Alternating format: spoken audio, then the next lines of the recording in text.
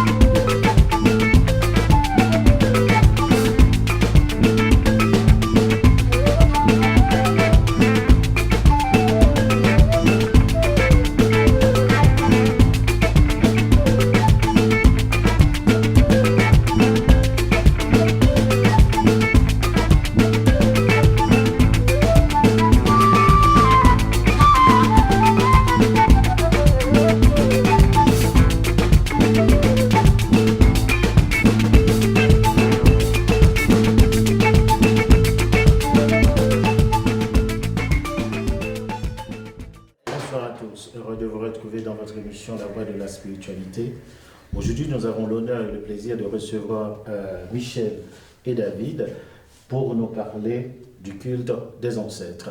Tout d'abord, on va demander à Michel de se présenter à la caméra. Michel, comment vas-tu et parle-nous de toi. Alors, de moi, c'est, je dirais, deux choses importantes dans ma vie. C'est d'avoir rencontré mon mari, voilà, et que nous ayons eu un chemin toujours très proche dans la recherche, dans le plaisir de l'art.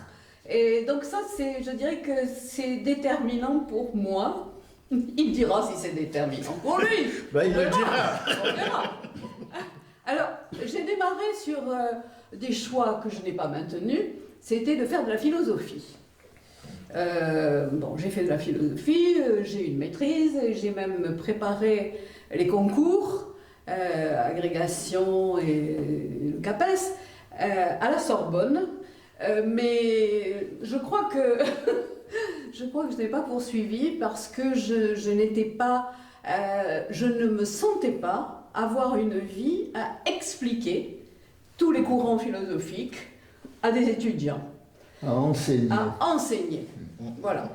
Donc, quand j'ai eu les diplômes qui sont sur ma carte, c'est-à-dire que je n'ai aucune maîtrise de philosophie, j'ai décidé, peut-être par atavisme, j'ai rejoint ma famille et j'ai fait quelque chose de plus concret, j'ai fait du droit et je suis devenue avocat, qui est un métier que j'ai exercé pendant 42 ans.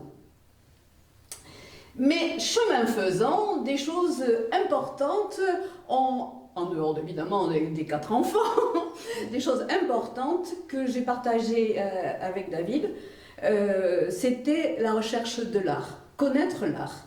Alors, nous sommes allés, mais d'une façon extrêmement fréquente, nous prenions un sandwich, ça il ne faut pas trop le dire, mais, et nous allions visiter le Louvre. Une salle, après une salle, et ensuite chacun repartait de son côté quand nous avions fait cela. Et on travaillait, moi en droit, je recevais mes clients, je plaidais, et mon mari avec ses patients.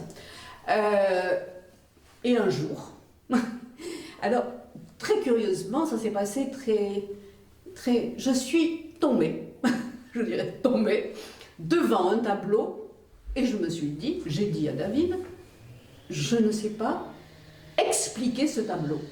Et c'était tout simplement un tableau d'un de nos rois qui était Jean le Bon. Et j'ai dit à mon mari, je pense que nous ne pourrons pas faire de véritables commentaires d'œuvres sans faire l'école du Louvre. Donc, l'école du Louvre, c'était quelque chose, il fallait passer un concours, nous l'avons passé et nous l'avons réussi tous les deux. Donc, nous sommes entrés à l'école du Louvre avec le besoin de progresser dans le regard que nous portions sur l'art, sur les objets du Louvre. Et nous avons passé des examens, 3 ans, 4 ans, 4 ans 5 ans. 5 ans, 5 ans. Que nous avons fait, évidemment, c'était notre passion, c'était notre plaisir, c'était nos vacances, puisque nous avons continué, évidemment, à travailler l'un et l'autre. Voilà. Alors, je laisserai peut-être à David le soin de parler du départ avec, parce que c'était souvent des étudiants en médecine africains qui nous ont un peu, je dirais, non pas décidé, mais qui ont fait quand même le cheminement, parce que on était dans des périodes difficiles politiquement et que tous les deux, nous étions très engagés, et moi et lui, chacun de notre côté, avant de nous connaître. D'accord. Très engagés. Donc voilà. le hasard n'existe pas. Le hasard peut ne pas exister complètement, parce que nous avons, dans cette période compliquée qui était la fin de la guerre d'Algérie, nous avons choisi de prendre des responsabilités, et moi et lui, et que nous avons assumé. Je ne sais pas s'il faut en dire plus là-dessus. Voilà. Et donc, ça, c'est le début de notre vie. Eh bien, écoutez, nous sommes quand même ensemble mariés, je crois. Depuis 58 ans. Depuis 58 ans. Ah bah. Voilà. Et donc, nous avons eu une vie un peu étrange, mais oui, il y a eu cette rencontre. Il était président de l'UNEF, d'étudiants, et nous étions très engagés déjà chacun de notre côté. Et donc, le reste, je ne dirai pas plus. Merci, chère dame. Donc, on laisse en fait le plaisir à David de nous parler de lui, amateur d'art africain. Oui, Michel a fait des confidences sur la puissance de notre relation intime. C'était plus fort. N'exagérons rien. Je n'irai pas plus loin là-dessus. Mais bon, c'est vrai que c'est fondamentalement l'axe d'une vie. Hein, c'est à deux, hein, c'est réciproque, on le sent. Bon, de mon côté,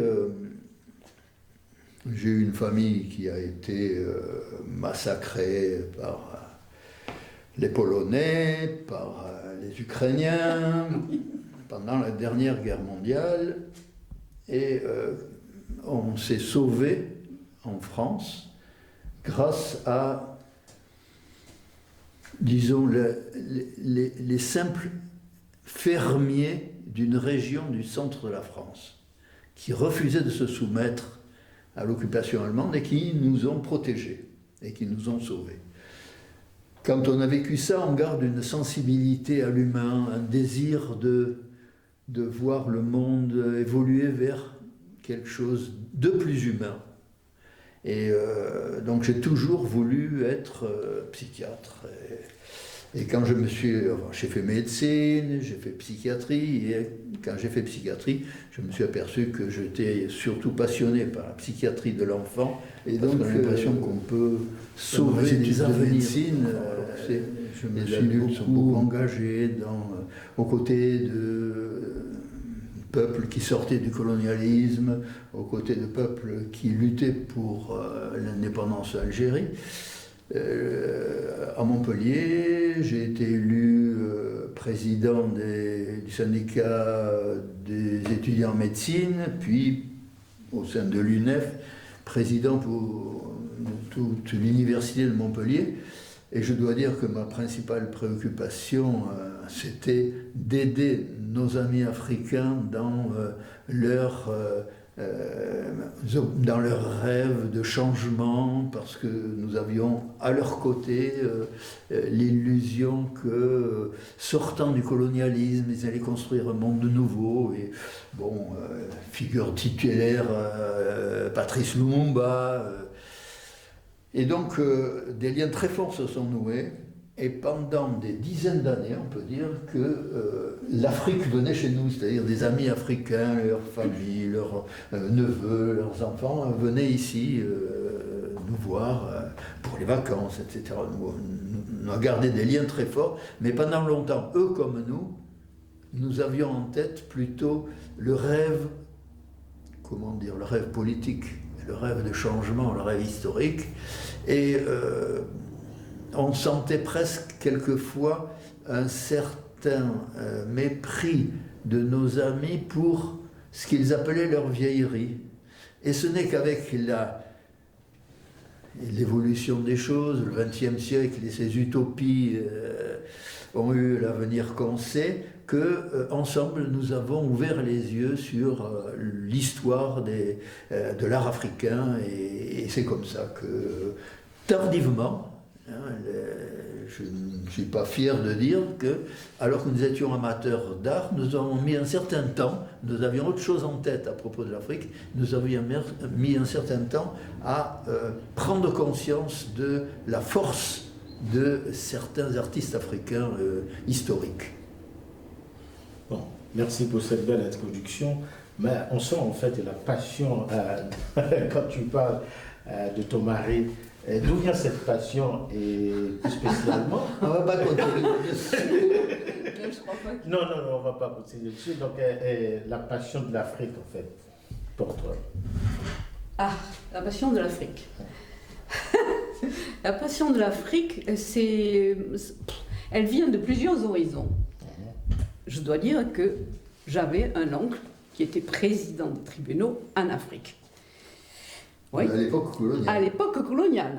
Et donc, je ne peux pas dire que j'ai eu les meilleurs rapports avec lui. Et je l'ai regretté. D'accord. Mais la passion de l'Afrique, c'était dans un ensemble. C'est-à-dire que c'était les peuples qui sortaient, puisque je vous ai dit que j'étais engagée dans des conditions similaires à celles de la ville. Donc, l'Afrique, évidemment, rencontrait toutes les préoccupations qu'on avait de sortir et d'aider à sortir la tête de l'eau, et leur indépendance et leur création et leur activité, et à être véritablement dans l'autonomie et dans les choix qu'ils pouvaient avoir de leur vie, de leur peuple. Donc je pense qu'il y a eu un cheminement qui s'est fait. Alors je dois dire qu'il y a eu quelques rencontres. Quand j'étais avocat, je peux le dire, il est décédé. J'ai travaillé avec un ami qui s'appelait d'ailleurs... ce serait bien, oui. Pourtant, je crois que nous avons recherché, qui était avocat aussi, qui était en France, qui était camerounais, qui était en France, Bobo Ayatou, merci, Bobo Ayatou, qui était en France et qui un jour est reparti, il était avec femme et 2 petits-enfants, on a travaillé ensemble et on a été dans des associations, tous les deux, internationales, de juristes démocrates. Hein, voilà. Donc ça s'est fait de cette manière. On m'a sollicité pour aller suivre des procès très difficiles d'un côté et d'un autre. Et nous avons essayé, quand nous sommes revenus en Afrique, de pouvoir retrouver Bobo, parce que s'écrire c'est une chose, il est reparti je crois en 76, et c'était une chose, et bon, finalement il n'y avait pas le net, et on ne pouvait pas le retrouver de cette manière, et un jour, nous étions chez un autre ami, qui était Bertrand Maché, qui était préfet à Tchang, et qui nous a dit mais arrêtez de chercher Bobo, sa maison qui était à Garoua est préservée par la police, bon, voilà. Et donc il était décédé. C'est comme ça que nous l'avons appris. Et donc nous sommes allés au Cameroun de façon régulière. Donc il y a une belle histoire. Mais alors, de tout ça, donc je vais t'interroger la manière dont tu t'habilles, parce que là, tout est symbolique chez toi, Daniel. Il y a une belle robe, donc tu me dis ça vient de Cameroun. Oui. Cameroun, oui. Et le collier, en fait, qu'est-ce que ça représente pour toi? Parce que tu me dis que tu as le droit de le porter aujourd'hui. Alors, je vais te dire, parce que ça, c'est d'abord quelque chose d'important au Cameroun. Ce sont beaucoup les rois qui le portent, mais il faut voir ce qu'ils sont. C'est-à-dire qu'à une époque, au Cameroun, les rois ont choisi d'avoir des bijoux qu'ils exportaient, enfin qui sont rentrés au Cameroun, qu'ils importaient, oui, qu'ils importaient de Bratislava, mais enfin principalement de Venise. Et en particulier, il y avait ces pierres-là qui s'appellent des Rosetta, qui sont des pierres qui sont particulièrement recherchées. Vous voyez, ce sont un de nos amis qui est spécialiste de ces questions. Il y avait plusieurs cuissons. Regardez, plusieurs cuissons. Il y en a jusqu'à 7 couches successives de verre coloré qui sont faits à Murano, c'est-à-dire en Italie. Voilà. Et ces pierres-là ont été importées beaucoup au Cameroun et sont réservées en principe au roi ou à des personnes, disons, très de pouvoir. Voilà, on va dire ces choses comme ça. Donc j'irai au Cameroun, je ne le mettrai pas. D'accord. Je ne le mettrai pas parce que je serais presque en concurrence avec les chefs. Moi, il n'y a pas de raison que je sois. Mais il m'importe en France, d'une certaine manière, de les représenter et de dire l'admiration et vraiment l'affection que j'ai pour tous ces gens qui ont contribué à faire du Cameroun ce qu'il est. Voilà. Et donc, le bracelet, ça c'est très simple. Ça, il y a différentes couleurs. Oui, il y a différentes couleurs. Je l'ai acheté tout récemment à l'île de Gorée, où nous étions. Voilà. Et bon. D'accord. Et la robe, tu as une signification? Il n'y a pas une signification particulière, non. Ce sont des robes très camerounaises que j'ai achetées au Cameroun. J'en ai de plus belles pour les grandes fêtes. Et notamment, j'en ai une pour le Nouan, qui est une grande fête tous les 2 ans, qui est à Fulman, c'est-à-dire chez les Mamounes. Mais celle-là, elle est vraiment trop importante. D'accord. Bon, de toute manière, c'est très, très, très jolie. Avec cette robe, et surtout toi, ta personne. C'est ma plus belle femme du monde. Nous sommes de retour dans notre émission La Voix de la Spiritualité avec nos 2 invités, David et Michel, pour nous parler toujours de culte des ancêtres. David, est-ce que tu peux nous définir ce qu'est le culte des ancêtres? Quelle est la religion, si on peut dire, on peut employer ce mot, globalement en Afrique? Certains ethnologues parle d'animisme. Nous sommes complètement en désaccord, je vais expliquer pourquoi. Nous considérons même que c'est presque un terme qui traduit un reste de mépris post-colonial. Animisme veut dire que les Africains croiraient que chaque pierre est un dieu, que chaque arbre est un dieu, ce qui est absolument faux. Ils confondent sacralisation et déification.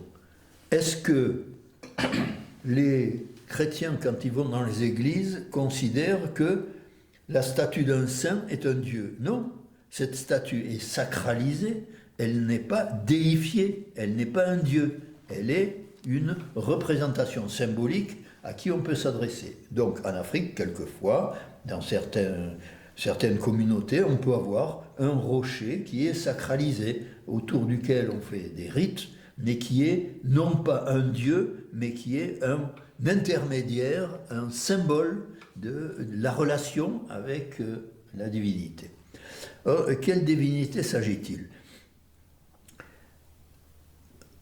Si on parle divinité, c'est très variable selon les groupes ethniques, et même parfois selon à 2 villages de distance, on a parfois des variations.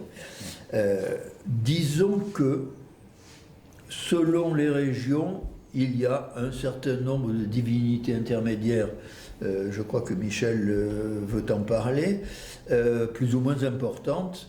Quelquefois, et ce n'est pas le cas partout, on dit il y a un dieu principal. Mais si celui-ci a créé le monde, j'ai entendu des amis africains dire, c'est un peu ridicule d'imaginer que ce Dieu peut s'occuper de chacun de nous. Donc, quand il y a des divinités intermédiaires, il y a des rites autour de ces divinités, mais de ce point de vue, c'est extrêmement variable. Par contre, il y a quelque chose qui traverse, qui est commun à toute l'Afrique, à tous les groupes ethniques et à tous les pays d'Afrique subsaharienne, c'est le culte des ancêtres. Moi, je dois dire que, en tant que psychiatre, ça me touche énormément, parce que nous savons combien chacun de nous, dans sa vie quotidienne, en permanence, se demande ce que son père penserait de lui, même si le père n'est plus là. Et donc, nous sommes porteurs, effectivement, du regard de ceux qui nous ont précédés. Et donc, ce culte des ancêtres a quelque chose de très authentiquement humain, moi, qui me touche énormément. D'accord. Michel, donc, il t'a introduit par rapport à la spiritualité. Qu'est-ce que tu veux rajouter par rapport à ça, donc au culte des ancêtres? Non, je crois qu'il a, je crois qu'il a bien dit les choses. Moi, j'ai précisé pour le Cameroun, ce qui est, à mon avis, global au Cameroun, parce qu'il a introduit différents aspects selon des ethnies, enfin, non pas des ethnies, mais des groupements à l'intérieur de certains pays, etc.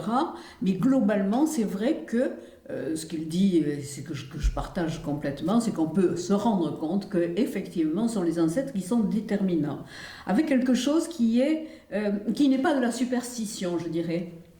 Parce que quand on parle disons, du reste des dieux-lards, je l'ai dit tout à l'heure, mais je le répète, c'est-à-dire que, en fait, le Dieu, celui qui a créé le monde, on n'en parle pas, et même au Cameroun, on ne prononce pas le nom. Hein.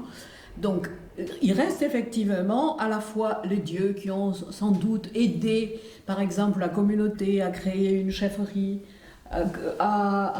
mais qui sont réellement des entités un peu lointaines. Et par contre, les ancêtres, je rejoins complètement évidemment ce que dit David, c'est-à-dire que l'importance, c'est qu'on est dans quelle continuité, comment on peut, ils peuvent interférer encore dans notre subjectivité d'une certaine manière, hein, c'est de ça qu'il s'agit.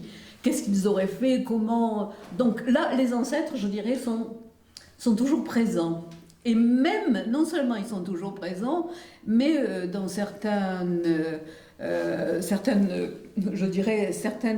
petites régions, on considère qu'ils sont, par exemple, dans une grotte, qu'ils sont, voilà. Mais c'est effectivement, je crois que ça ne fait que souligner l'importance de la continuation, c'est-à-dire nous sommes les enfants de ces ancêtres et donc il y a, je crois, des pratiques d'ailleurs qui varient un petit peu, mais pas le positionnement par rapport aux ancêtres.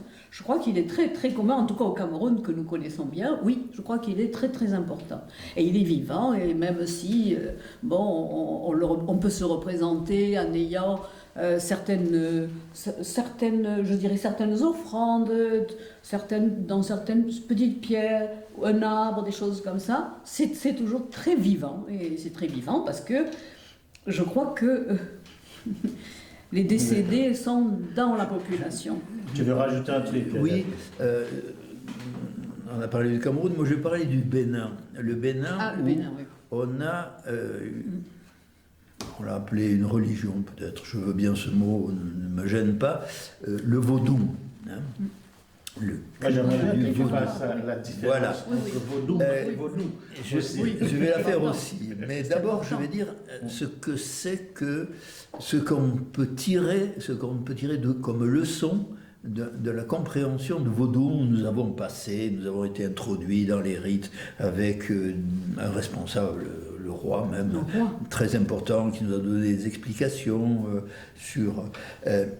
c'est que, je lui ai demandé un jour, en somme, on pense que les ancêtres vont nous faire réussir. Il me dit, ce n'est pas exactement ça.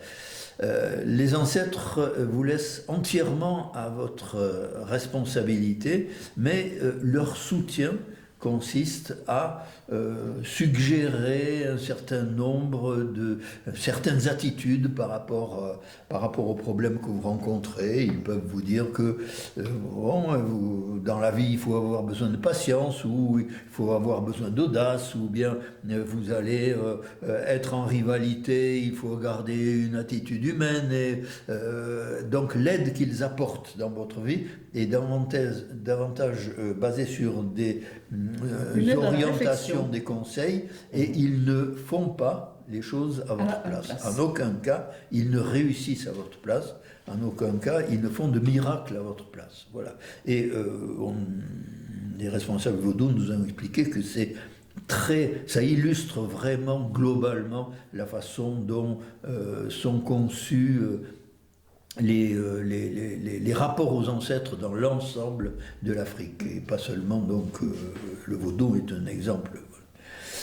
Donc oui. Ouais, j'aimerais bien en fait que, bon, tu l'as déjà partagé avec moi, la signification du vaudou. Ouais, vaudou. Voilà, oui. La différence. Bien sûr, je crois que nous avons essayé nous sommes allés à Gorée, c'est pas l'endroit le plus saisissant, mais nous étions au Bénin, à Ouida, où sur la plage, face à la mer, on a la grande porte du non-retour. Et on a vu des expositions sur l'atrocité des conditions dans lesquelles étaient transportés les Africains partis en esclavage en Amérique. Et il est apparu ceci dans les explications qu'ils ont données, une vraie différence de sensibilité, de perception entre vaudou et ce qu'on entend dire du vaudou en Amérique. On a insisté beaucoup, quand nous étions en Afrique, sur le fait que le vaudou est une religion bienfaisante, de soutien aux humains, et il y a un mot qui est revenu en permanence, c'est une religion anti-sorcellerie, qui interdit la sorcellerie, qui condamne les sorciers, qui punit les sorciers. Or, on peut comprendre, quand on sait que c'est d'autres aspects dans le vaudou en Amérique, que ce soit à Haïti, en Louisiane, au Brésil, où il y a des rites parfois de ensorceler un ennemi, etc. Moi, ça m'a fait penser, cette différence me fait penser à cette porte du non-retour et à cette atrocité de ce qu'ils ont vécu. Ils ont eu le besoin de sentir qu'ils avaient un certain pouvoir. Donc, porteurs de cette tradition du vaudou, ils l'ont transformé en un pouvoir imaginaire d'actes, y compris du type de sorcellerie. Alors que, en Afrique, le vaudou d'origine est considéré comme ennemi de la sorcellerie. Tu veux rajouter un truc là? Franchement, tu nous as donné la bonne signification du vaudou. Parce que là, beaucoup l'ont interprété dans l'autre sens, la sorcellerie, la méchanceté, tout ce qui va avec. Oui. Alors, il y a un musée à Ouida. Moi, ce n'est pas la porte du non-retour qui m'a le plus ému, c'est un arbre. Il y a, pas loin d'ailleurs de la porte du non-retour, il y a un très grand arbre. Et là, on apprend que c'est là que les jeunes hommes, ou enfin les populations qui devaient être embarquées pour la traite dite négrière. Négrière, en fait, on choisissait sous cet arbre. Et cet arbre est énorme. Et effectivement, quand on y est dessous, c'est... Alors, on a... Pardon. On sent que tu es très ému. Donc, c'est ce qui est bien. Alors, il y a une chose, c'est que, bon, le musée, il y a les plans dans lesquels les futurs, ceux qui partaient, étaient enfermés. Donc, il y avait des étages Il y avait des étages où on les attachait avec des fers.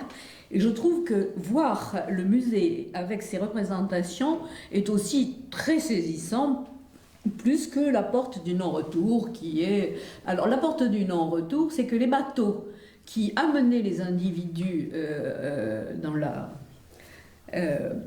n'arrivent pas à approcher parce que à Ouida, il y a une espèce de, je dirais géographiquement, de gouffre, et donc on les embarquait dans des premières embarcations et on les amenait un bateau qui les amenait soit à Gorée, Il partait à de Gorée pour l'essentiel. Parce que à Gorée, des grands bateaux pouvaient accoster. Tandis que les grands bateaux ne pouvaient pas, voilà. d'aussi grands bateaux ne pouvaient pas accoster donc, à d'autres endroits de la côte africaine, et en particulier à Ouida. Voilà. Donc ils partaient du Bénin pour aller jusqu'au Sénégal, puisque Gorée est en face de Dakar, je me situais.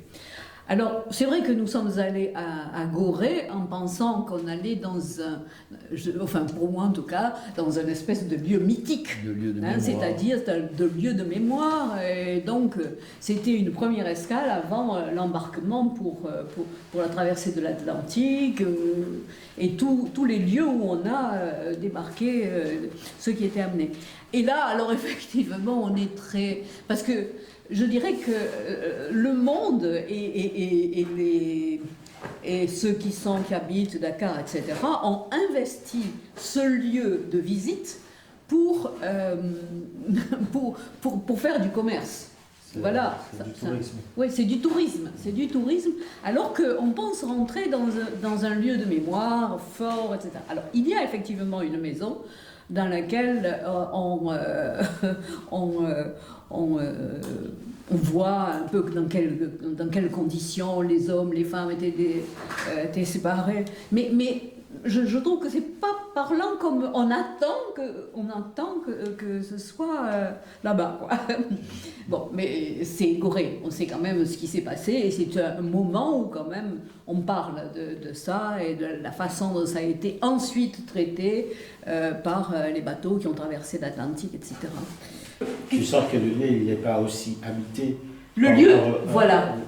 Comme ailleurs. Bon, mais après, il est normal que les petites marchandes qui s'installent là où elles peuvent et qu'elles vendent ce qu'elles peuvent dans toute l'île, il est aussi complètement normal que la vie ait repris son cours, et on s'en réjouit aussi. Là, quand tu parles de Gorée, est-ce qu'à Ouida, tu sens en fait la même force, ou plus forte? On a été sensibilisés, non, à Ouida? Ouida, parce que c'est-à-dire que Ouida, en plus, on a continué avec le roi Dana, où ça a été un moment très fort. On est rentré dans les rites vaudous. On est rentré dans les rites vaudous. D'abord, il nous a demandé pourquoi on lui posait des questions.